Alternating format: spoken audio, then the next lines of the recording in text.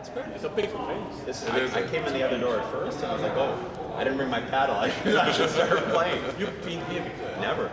For Tunis Spadina. Thank you very much for coming. I'm joined by my good colleague and friend, Michael Chen, former Minister for International Trade and MPP for Thornhill, that's right. And I also have my good friend Juanita Nathan from Markham Thornhill as well, representing the Ontario Liberal Party in the last election. Also, we have the former Minister for Transportation as well as Economic Development, Mr. Stephen Del Duca, Deng Dehua, that's his Chinese name, joining us today. So, as you all know, the Ontario government has released its 2019 budget yesterday, in the afternoon. And we're here today to give you some other aspects of this budget, because as you know, when government introduces a budget, they all talk about the highlight. They want the message to be concentrated on those.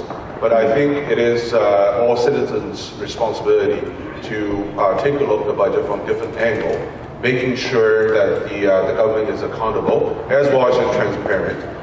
If there are tough decisions, and governing a government is not easy, managing taxpayers' money is not easy, but if there are other aspects of it that's going to affect Ontarians' life, I think as citizens we ought to have the right to know.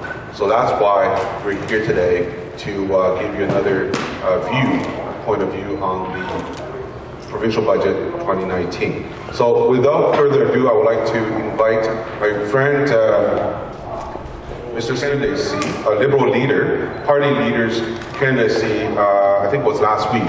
And I'm very honored to be here with Michael, with Juanita, to throw our support to Stephen. So without further ado, Mr. Del Duca. Ladies and gentlemen, first of course I want to begin by thanking Han. He already introduced me, but I do want to say it's an honor for me to be here today. He's already told you what my name is, but I also want to repeat or emphasize or echo what he said. My name is Deng Dehua, or Stephen Del Duca. And I'm really thrilled. Was that pronunciation okay? That's the first time that I've had a chance. Okay, they say it was good. Han and Michael said I need to work on it a bit more, but they said it was good.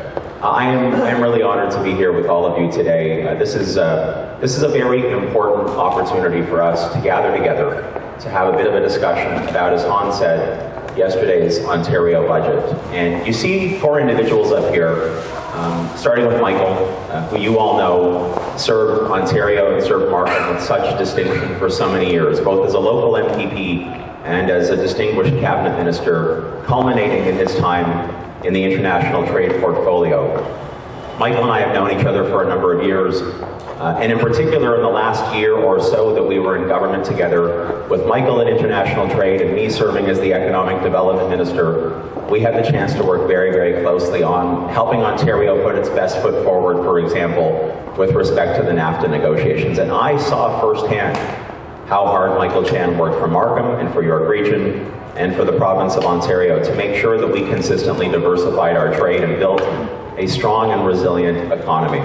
And of course, Han Dong representing Trinity Spadina in the legislature and doing extraordinary work, particularly as it relates to universities and colleges, serving as the parliamentary assistant to the Minister of Training, Colleges and Universities. Han really, again, served with distinction and brought a very particular passion to those issues.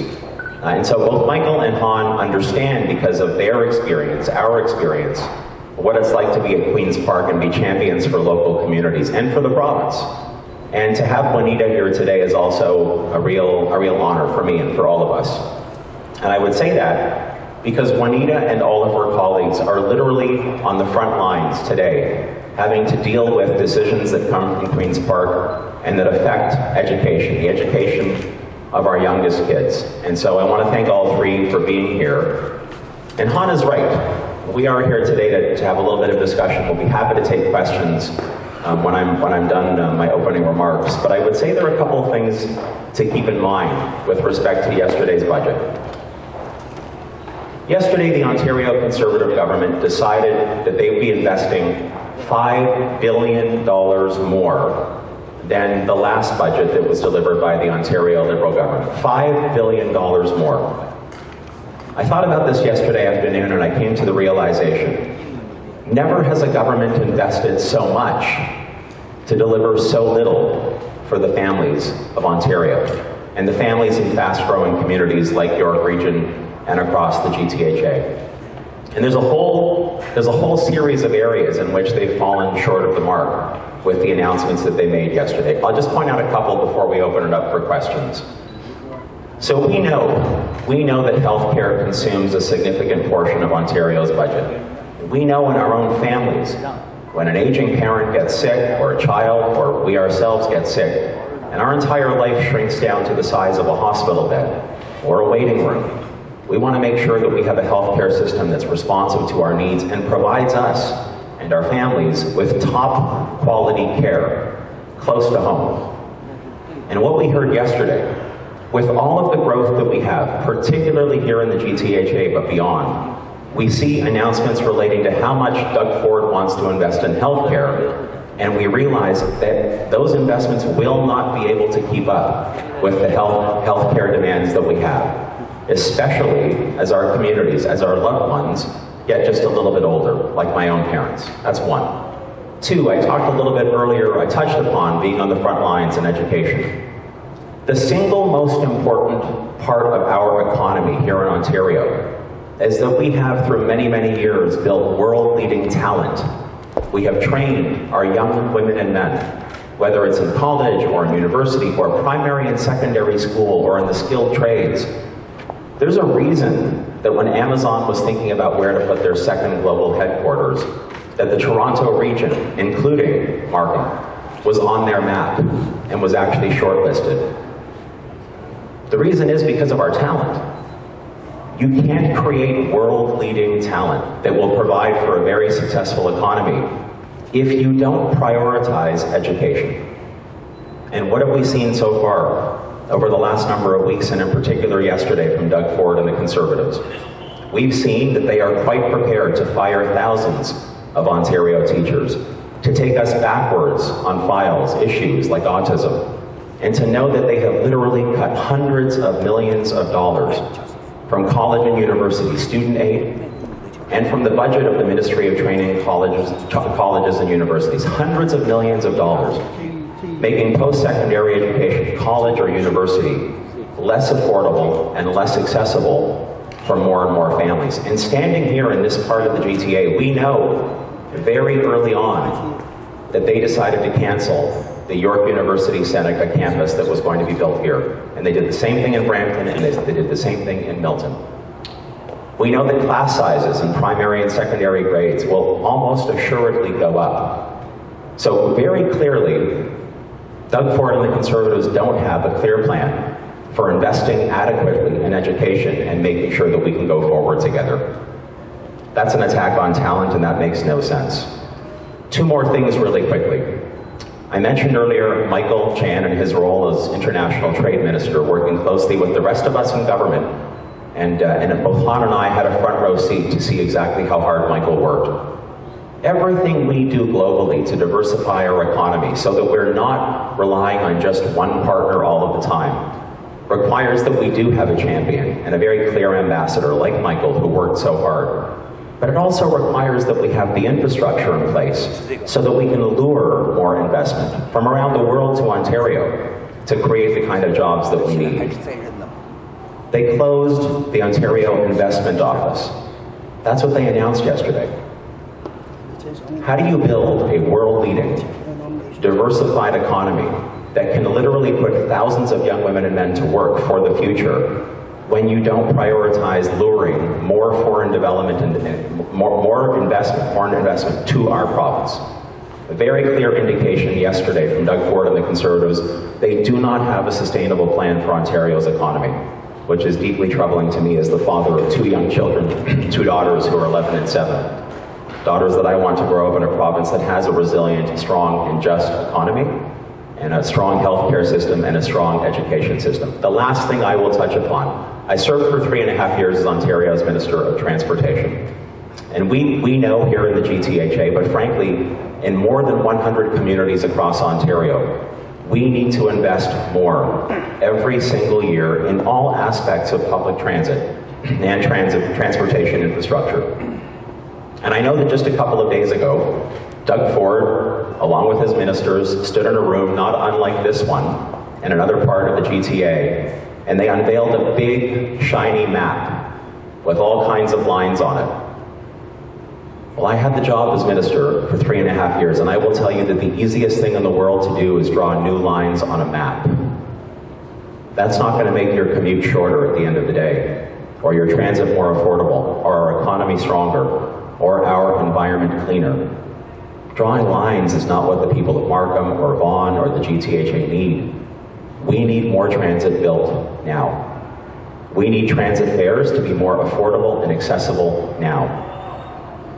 And what they didn't tell you 2 days ago when they unveiled the big shiny map is that in the budget that came yesterday, they literally cut billions of dollars out of transit support for 107 communities across Ontario. Every single year, the Government of Ontario sends money annually through what we call the gas tax program to municipalities who support transit. York Region gets that money, Toronto gets that money, and over 100 communities across Ontario get that annual investment for state of good repair, for more service, to make things more accessible and affordable. We committed as a government not that long ago that over the next couple of years we would double how much these municipalities, more than 100 of them, would get from the gas tax plan. We wouldn't increase the price at the pumps. We would just take more of the money that we already collect and develop and deliver it out to support transit. Doug Ford in his budget yesterday, one day after claiming he would support more transit, cut that additional funding. So in the City of Toronto, for example, over a decade, John Tory said it yesterday, that's about a $1.1 billion cut to transit support. Here in York Region, I believe last year the gas tax provided York Region with somewhere around $15 to $20 million. That number was going to climb because Ontario Liberals made the decision to invest in transit. Doug Ford said yesterday he wants to take us backwards on transit. Backwards on the economy, backwards on education, backwards on healthcare, and backwards on transit. Ontario can be so much better than it is today under Doug Ford if we once again focus on progress and results.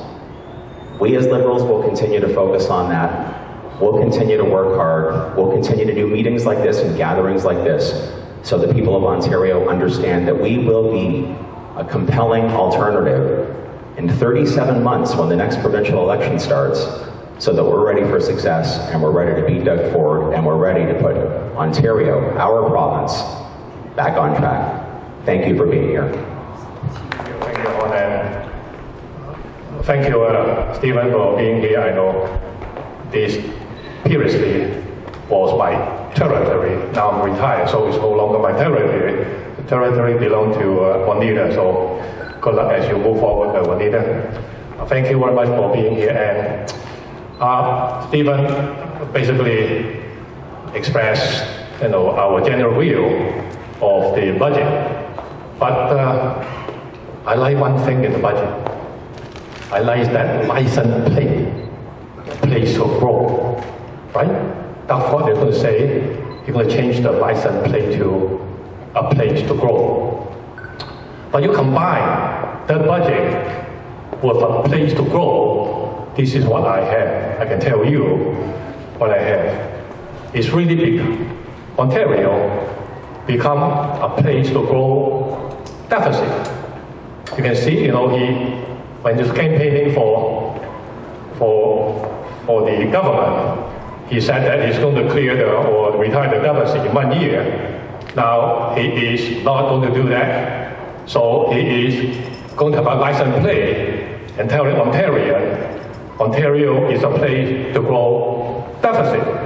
Now, also, he's cutting thousands of jobs, in particular the education sector. So, Ontario is a place to grow unemployment, according to Doug Ford.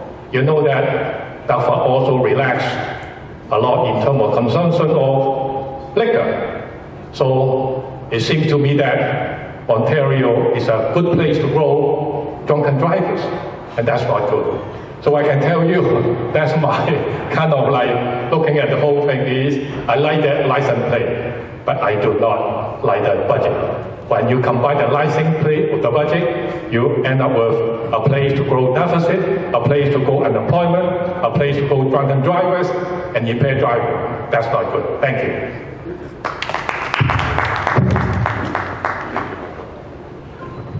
Michael, as always. And just wanted to congratulate Stephen and wish him all the best in seeking the leadership bid. Ontario used to be the leader in education, the leader. People came here to study how we are doing things in schools, in classrooms, what strategies we are using to educate our kids. But today, it's very shameful to see that the cuts to the education system is going to take us years back. And just to the York Region District School Board alone, we're going to be losing so many teachers and so much millions in cuts, in deficits. We really don't know how we are going to compensate for that. So education should always be on top of the agenda for any school boards, any households, and any communities. And a government that cuts education cannot be doing anything good for the citizens. And a lot of people here probably have kids in the school system, and our communities understand the importance of education. And this is such a big blow to our communities who place education at such height that our kids now are going to suffer in large classroom sizes with teachers not able to give that face-to-face time with kids. And it is a very sad day for Ontario yesterday. Like Michael was saying, the number plate was probably the only thing that looked good in that budget yesterday. Education and healthcare are backbones to a community such as ours. And for us to lose that says a whole lot about the government that doesn't really care about people. And we wanted to place, like Liberal Party, under so many different leaders in the past couple of decades, we have moved Ontario forward. And yesterday's budget clearly shows that this government doesn't care about any of those successes and plans we have made to make Ontarians' lives better. And I wanted to thank Stephen for having me here today in his leadership bid. And I wanted all the media here and people here to really think hard about what this budget really means to you and if this is what you voted for. Thank you. Not taking higher education seriously. Three things they've done. I can point this out. And I hope that friends in the media ask these tough questions to the Ontario government, to Doug Ford. Right off the bat, they canceled the 3 campuses investment. So it's for those that are looking to invest their future, their career, even business in around these campuses. It's a huge loss to them. Second, they asked the institution to lower the tuition by 10% without giving them support. Actually, in this budget we see they're actually cutting the support for their operating budget. What does that mean? We can expect the tuitions for international students is going to go really, really high, and Ontario will lose competitive advantage in the world in attracting international students. We know Ontario is one of the most popular destination for international education, because we need them to come and fuel our economy. Third, they cancel the free tuition, the new OSAP. Free tuition for many who otherwise would not have this chance for higher education. Now, the detail is that this program was cost neutral. We basically moved the tax credit for the students and front-ended them to fund this program. So it was cost neutral for the government. Now, the question is, if they cancel this program, are they going to restore those tax credit on the tuitions? So these are the three questions I hope you can take back to Ontario government. Without further ado, I would like to invite Stephen, either the budget or the leadership. Now is the time. Thanks very much, Han, and we're all here and welcome. We're happy to answer questions. So again, yeah, please. Your critics regarding to the new budget of the government is so valid. I agree that regarding the education, transportation, and my question is to you, you are seeking for the leadership of the Liberal Party. How do you expect the Ontarians listen to your critics with the result of the last election? Do you think Liberal Party needs to examine and analyze the report card of the Liberal Party during the past years? And do you think the Liberal Party needs a real plan for the renovation of the party during the time we have until the next election?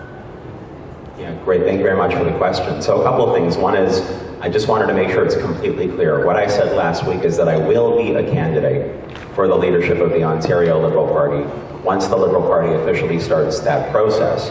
What I'm doing in the meantime is, as I tour across different parts of Ontario, and as I visit communities close to home and much further afield, is that I'm out there listening. In fact, I call it my Listen, Learn, Lead tour. And you'll notice that the very first word in the name that I've given to the tour is listen. And so to your point, look, the people of Ontario last June made a very clear decision about wanting to go in a different direction. And I think the first thing Liberals need to do is, and we are, respecting that decision. The voters have made their choice. They sent us into the penalty box. They want us to, as you said, analyze and assess where we might have gone a little bit off the mark. And I respect that completely, and that is part of the healing process and part of the process that we are doing internally and have been since last June and will continue to need to do for sure, for sure.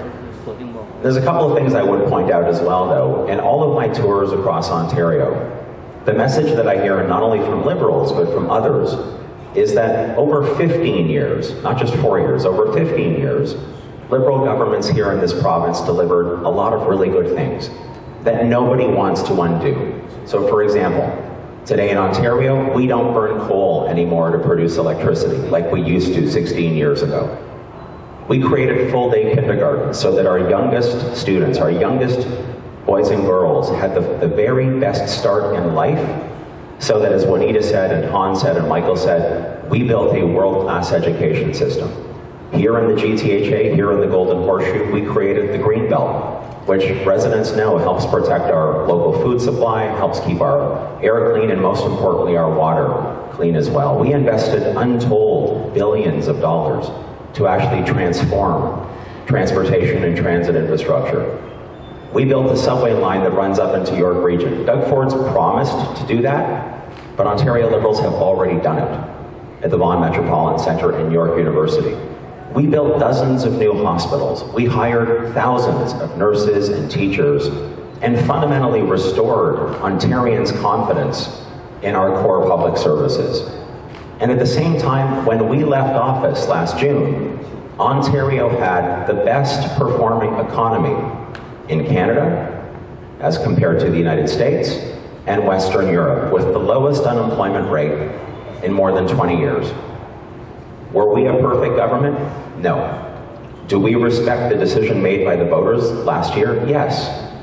But the work that we need to do, the work that I'm already engaged in, as are my three colleagues and many other Liberals across the province, is to keep our sleeves rolled up, to be focused on the next 37 months, to be watching Doug Ford and his team and his friends really, really closely, to hold them to account for the bad decisions that they are making, including in yesterday's budget, and to be ready, respectfully, having listened to Ontarians, for an election that will begin in 37 months. And the onus is on us to make sure that we have a compelling plan that we put in front of the people of Ontario so that we can regain their trust.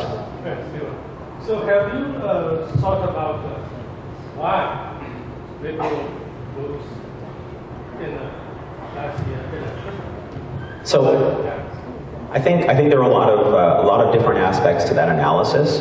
I do believe, as someone who was very proud to serve over the last 5 or 6 years, in particular as an MPP, again, as I said a second ago, there was quite a bit that we accomplished, quite a bit of progress that we made here in the province. I gave a bit of a list.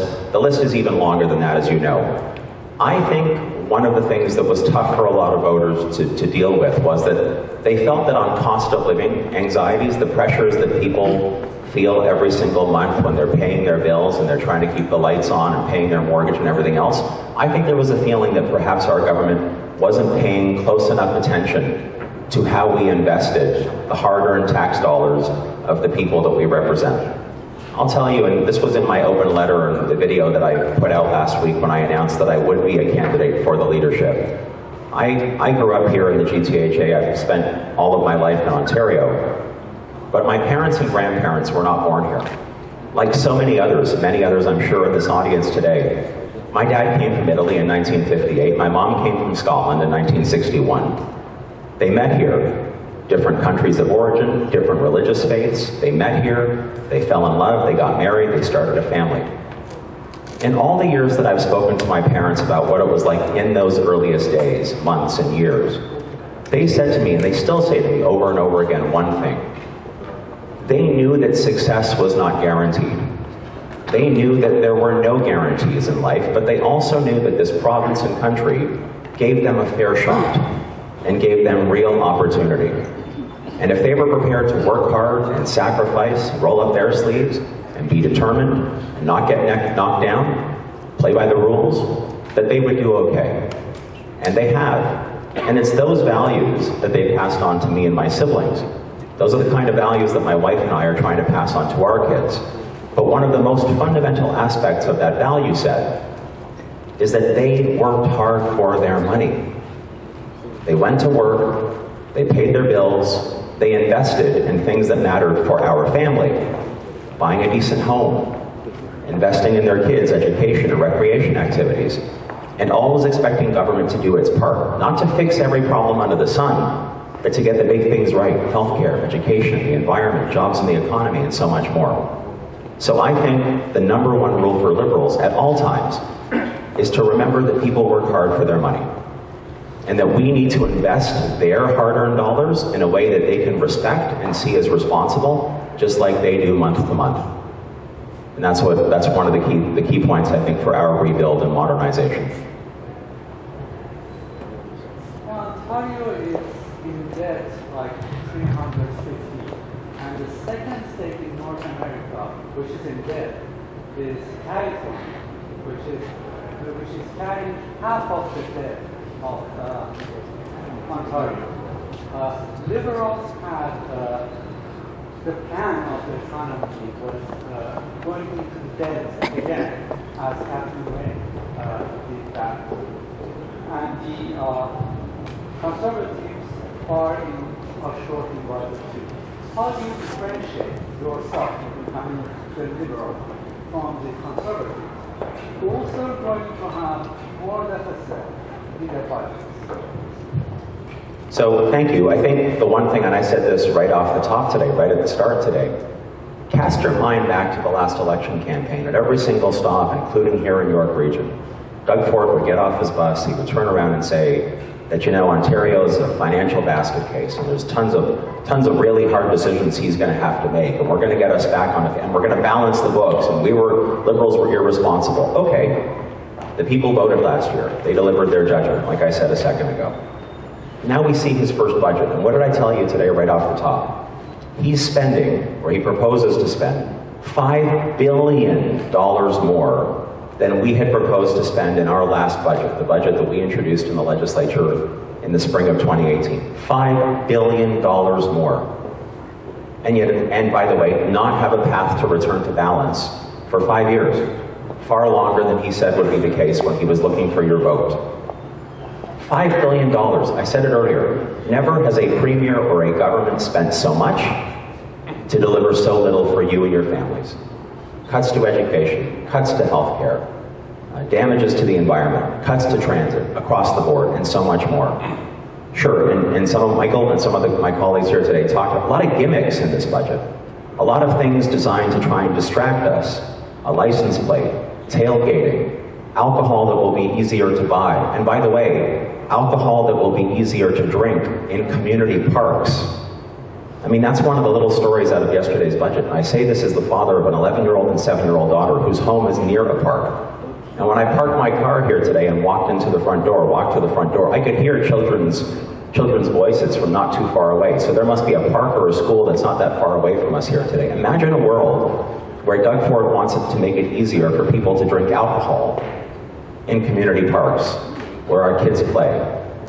So my point on the fiscal side, on the economy, on the numbers side is, Doug Ford likes to talk a good game when he wants your vote, but he is not living up to what he said last year to the people of Ontario. I do believe fundamentally, and I believe Liberals believe fundamentally, in investing in ways that are responsible with hard-earned tax dollars. And in a perfect world, yes, of course, our budget would be balanced every single year. And I don't say that because it's important to satisfy accountants or bond rating agencies, though that's important too. I say it for two reasons. One, Ontario, despite our very strong economy and our extremely talented workforce, is still by population a relatively small part of the world. And we know that we live in an integrated global economy. We know that whether it's renegotiating NAFTA or who wins the next presidential election in the States, or Brexit, or what's happening in Asia, we know that stuff that happens in other places around the world has an impact on our economy here in Canada and here in Ontario. When bad things happen in the global economy and we're in a tough spot, our province needs to have the room and the resources to invest in things to keep our economy going. It's what happened in 2008. And we had the room because Liberals had balanced the books in Ontario and had a surplus. So number one, it's important to be responsible and at balance or close to balance so that you can respond to what's happening around the world, the turbulence. And secondly, because I think it's really important to demonstrate that you are keeping faith with people who are working hard in their own lives to earn the money that they have, to spend their money responsibly, and to demonstrate that you, as their government, are competent with their money. What we saw yesterday from Doug Ford and his government is not competent. It's not at all. It's a whole bunch of gimmicks over here to distract you and your family from the real damage that he's doing in healthcare, in education, on the environment, and in our economy. As Liberals, we will focus on progress and results. It's what we always do. We'll have a responsible plan to return to balance that makes sense. And I'm sure in the coming months and years, we'll have more to say about exactly what that plan looks like. Can you comment about the Doug Ford government's municipality changes? For example, you're the victim of their changes. Otherwise, you were the York Region chair now. So what's your opinion about that? Will be changed? Because most of the councillors, mayors in York Region or other region, they are afraid to lose jobs. So we've already seen we've already seen the results. Obviously, everybody here knows that Doug Ford slashed Toronto City Council from what would have been 47 down to 25, and he and his government said it was all about saving money. We've seen the initial reports coming out of Toronto. In fact, the budget that is used by council is actually going to likely cost more at 25 councillors than would have been the case at 47. I know that Doug Ford's government's doing a review of regional governance in municipalities. I've talked to municipal leaders here in York Region and beyond. There's a lot of nervousness and anxiety about what the review will ultimately announce. I'm going to wait and see what comes back. I know the two individuals, Ken Sealing and Michael Fenn, who are leading the review. They are both accomplished, respected people who I know I've been doing a lot of consultation with different municipalities. I know they're going to produce a very strong report. I'm going to wait and see what's in the report. Here's what I will say though, and I touched upon this a second ago when I talked about competence. I have faith in our communities and our municipal leaders, mayors like Frank Scarpitti and Maurizio Bevilacqua and John Tory and Bonnie Crombie and so many others. I have faith in their ability to work hard to represent their communities in a competent way. So far, what I've seen in about 10 months from Doug Ford and his friends, I have absolutely no faith that they will take the results of the report and implement them in a competent way.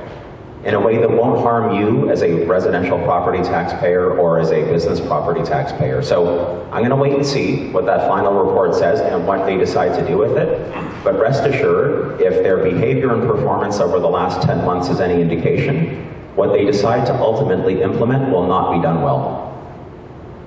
Hi, Stephen. I have a question.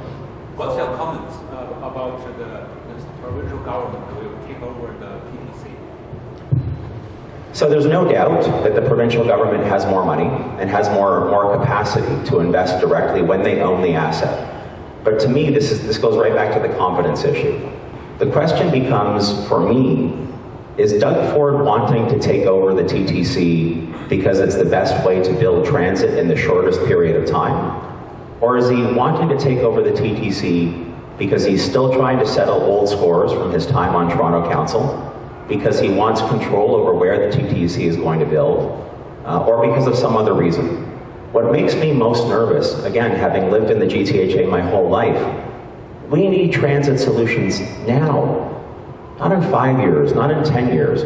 If there was a leader, and this is not a partisan comment, regardless of the party, who actually had a plan that could start to be implemented tomorrow, next week, even next month, that would make your commute just a little bit easier, or more affordable, or more reliable.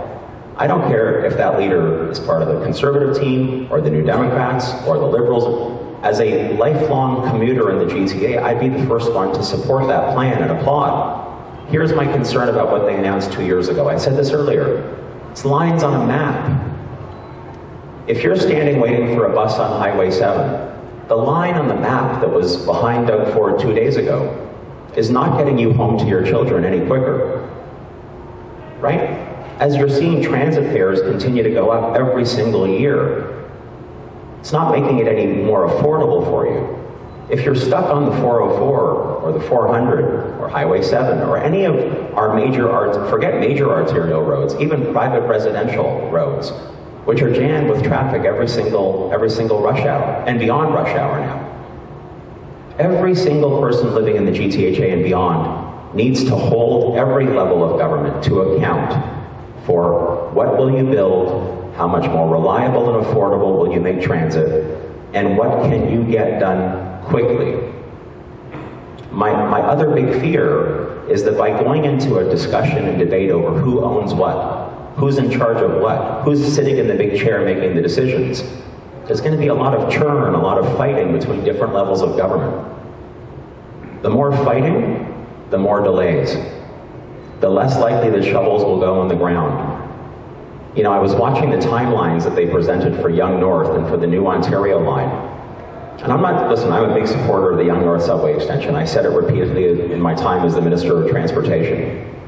And if other lines that they've talked about on their map can be built quickly and responsibly, I'll support those too.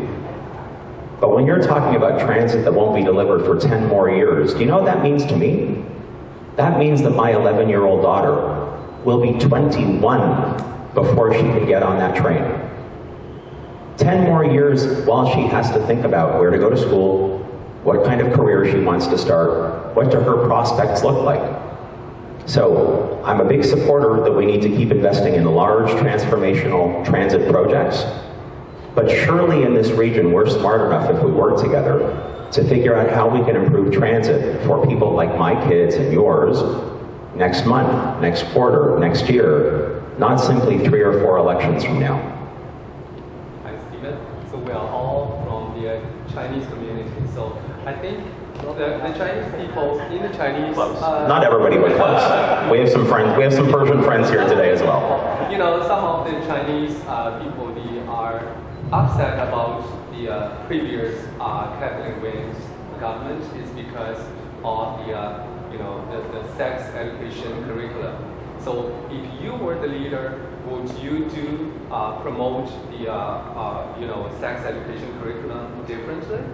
So I heard it in my own community, Vaughan, in the last election campaign. There were many people, not just Chinese Canadians, Italian Canadians, Persians, others, who had questions, people who were about my age. I turn 46 this coming July, people who have young kids or grandkids in the system, who had heard a lot in media, seen a lot online, and had a lot of very reasonable questions about what was in the new curriculum. I think there's a couple of things that are really important to remember. The previous update to the curriculum, before we introduced the new one, was done in 1998. Let's think about that for a second. 21 years ago from today was the last time that the education system here in Ontario provided young boys and girls with information to be healthy and protect themselves. How much has the world changed in 21 years? There was no Facebook. There was no YouTube. There was no Twitter. I'm guessing there was no WeChat 21 years ago, right? Am I right about that? None of that existed.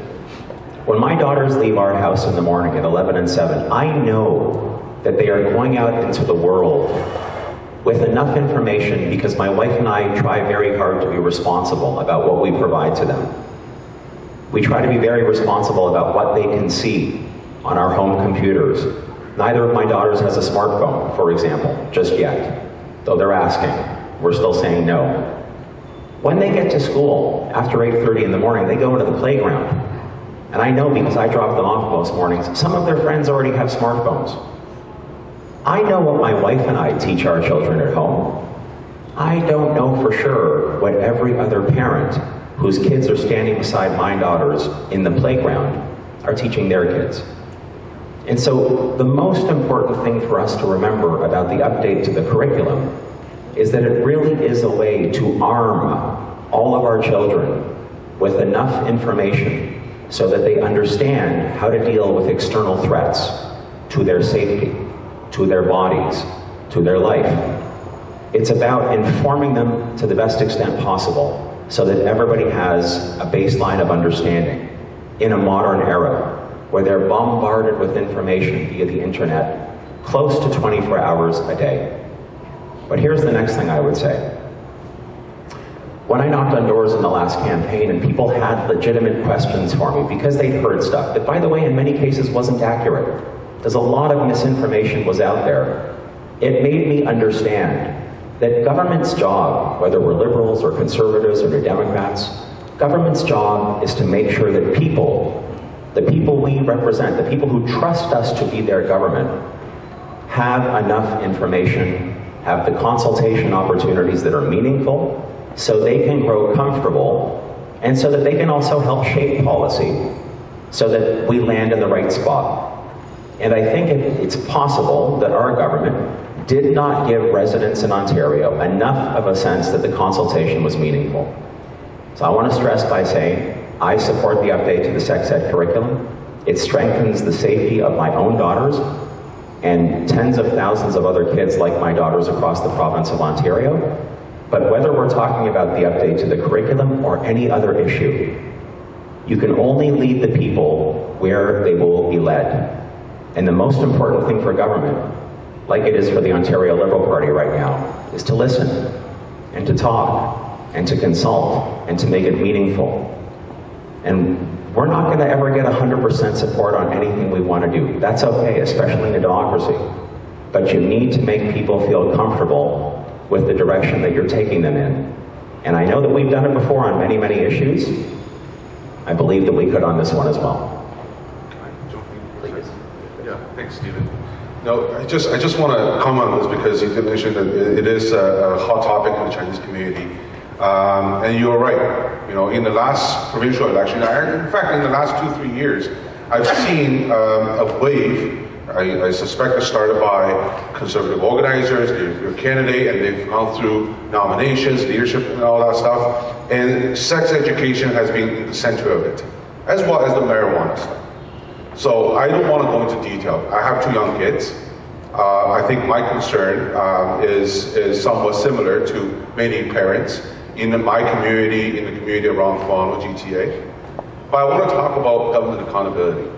Because those candidates and organizers, including the leaders, they've been very blurred on their stand when it comes to sex education. At least we took a stand. We've been straightforward to voters. They know exactly what we are talking about. We could have done it differently. I agree with Stephen. But when you look at this government, what they have done, because they promised tons of stuff on sex education, I haven't seen much difference. When you look at marijuana issues, now we have a private distributor on Queen Street, whereas when we were in government, we proposed that this is the profit or the proceeds goes into the government, goes into the public coffers. This is very different. The profit and proceeds are going to private enterprise, and they're making a huge money. There's always a lineup on Queen Street.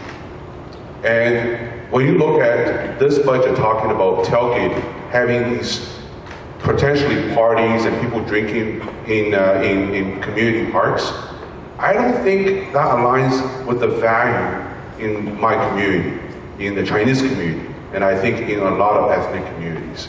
So these are the tough questions for you to take back to the government and ask them, where's the accountability? How come we didn't know any of this when you asked for our vote? So this is the question for you to take back to the government. That everyone got a copy of the press release that we had. If you haven't, we'd be happy to provide it to you. Let's keep this conversation going. Let's get Ontario back on track. Thanks very much.